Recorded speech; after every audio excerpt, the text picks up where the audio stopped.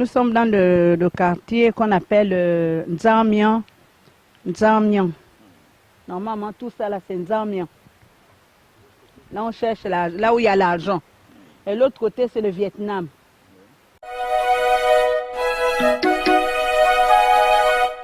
Le pont là, c'est nous-mêmes qui l'avons fait. Ma petite soeur, parce qu'elle est à Mouila, s'appelle Michel Giovannina, c'est elle qui a initié le pont. Nous avons commencé avec les autres voisins. On a essayé de mettre les poteaux en béton, mais on n'a pas pu terminer.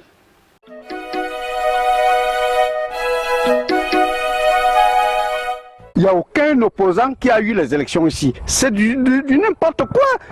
C'est justement, c'est une façon de nous ignorer.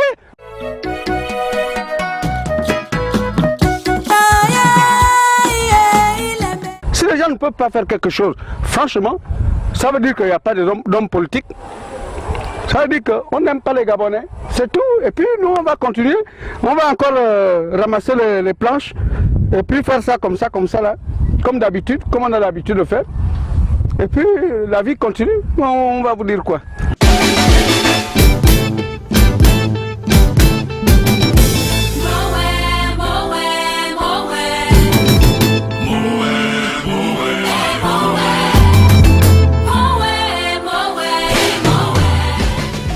C'est ma panne qui nous permet d'arriver au 12. On en prend tous les jours, matin comme soir.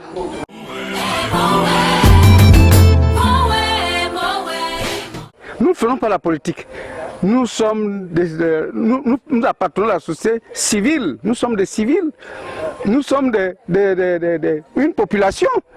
Donc, lorsque nous vivons une situation telle que celle-là, nous ne pouvons qu'interpeller à la conscience collective, dans un premier temps, et la conscience des hommes politiques, ceux qui ont des moyens, qui peuvent venir nous aider. C'est tout ce que nous disons.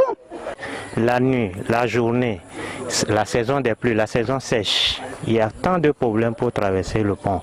Et surtout nos enfants et nos vieux, nos vieilles, ils ont beaucoup de difficultés pour traverser le pont. Ils n'arrivent même pas à traverser le pont à cause de l'état du pont. Le câble de l'électricité, vous-même vous avez vu l'état. Comment ça est. Là, surtout la nuit, nos papas, il y a des fois, on entend les cris. On vient secourir les papas qui tombent dans l'eau.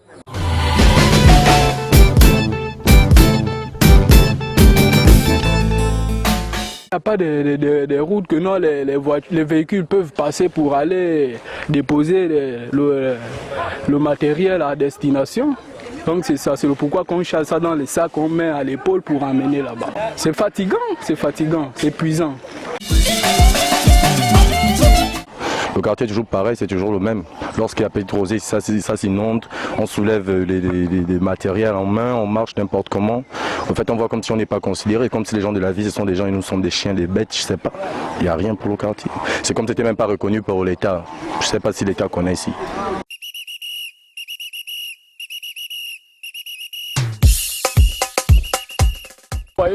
Général, nous sortons d'une visite de terrain, notamment dans les quartiers de Mélène, au plus profond de Mélène, dans le Vietnam. Vous avez conduit une délégation il n'y a pas longtemps auprès des autorités compétentes, notamment du maire du 5e arrondissement. Nous sommes ici, même à Vietnam. On a pu observer les réalités. Quel message voulez-vous passer aux décideurs pour une intervention rapide?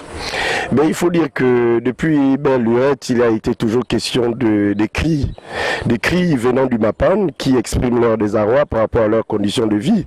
Et c'est ce même cri-là encore que nous lançons et nous disons que nous pouvons nous unir pour que les choses essayent d'évoluer. Nous pouvons faire de telle sorte qu'avec les petits moyens que nous avons, nous essayons de rendre agréables les conditions de vie de nos compatriotes. Donc le seul cri que nous pouvons, ou que moi aujourd'hui je me porte de lancer à l'endroit de ceux qui en ont un peu, parce qu'il faut dire que si nous nous adressons au pouvoir public, nous savons les conditions dans lesquelles nous vivons à l'heure actuelle. Je veux parler de l'État, qui a des problèmes d'argent, tout le monde le sait. Alors donc, ce que je peux demander aujourd'hui, je ne compte pas trop sur les pouvoirs publics parce qu'il faut dire que l'État est asphyxié. Donc je compte plutôt sur des bonnes volontés qui peuvent naturellement venir donner un petit quelque chose qui permettra un tant soit peu de pouvoir régler les problèmes. Voilà. Donc, une zone quasiment oubliée, une zone quasiment à l'abandon. Aujourd'hui, vous vous battez pour cette cause, mais d'aucuns pensent que c'est seulement ici que vous commencez, alors que vous êtes dans le domaine du social depuis longtemps. Mais il faut dire que ce n'est pas ici que je commence seulement. Mélène, Bambouchine, comme disait M. Ndeba, Eric, j'ai été à Bambouchine, je suis un peu dans des zones perdues, je suis allé jusqu'à Koubou-Koubou. Les gens ont vu mes photos à Koubou-Koubou, on va dire dans le nord de Libreville, donc à Kanda. J'ai été là-bas, j'ai vu les conditions dans lesquelles les gens vivent. Je ne cesse de manifester ce rapprochement-là vis-à-vis des populations, parce que je suis d'abord le général de Mapan et je pense que tous les Mapan, c'est moi qui les contrôle. Alors, donc je suis appelé de temps en temps, comme aujourd'hui à Mélène. J'étais juste venu déposer un don à l'hôpital et en ce moment, les habitants de ce quartier ont trouvé utile de m'amener voir les conditions dans lesquelles ils vivent. Donc je suis partout et je suis ouvert à tout le monde. Mon numéro de téléphone, tout le monde là. Une fois on m'appelle, je viens, je constate et puis je publie. Je fais mon boulot de dénonçateur. C'est ça en fait.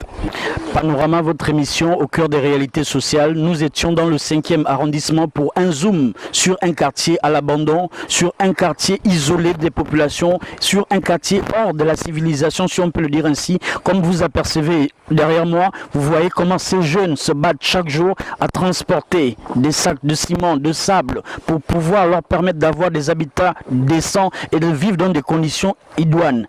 Aujourd'hui, l'interpellation n'est pas que pour les pouvoirs publics, l'interpellation est même pour les âmes de bonne volonté.